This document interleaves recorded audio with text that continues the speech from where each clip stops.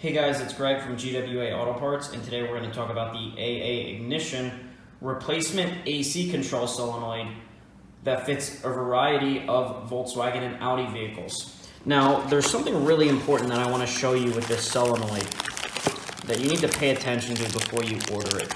So let me go ahead and open this.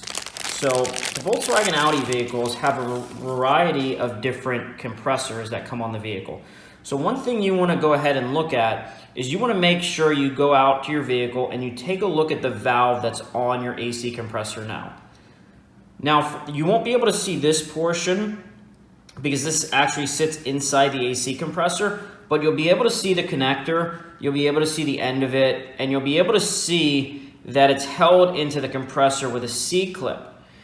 If your actuator on your AC compressor does not look identical to this, then this is not the correct solenoid. Even though this lists that it fits a Jetta or that it fits a GTI or Passat, you may have a different actuator in the vehicle because different vehicles, depending on where they were built, the month they were built, have different AC compressors in it.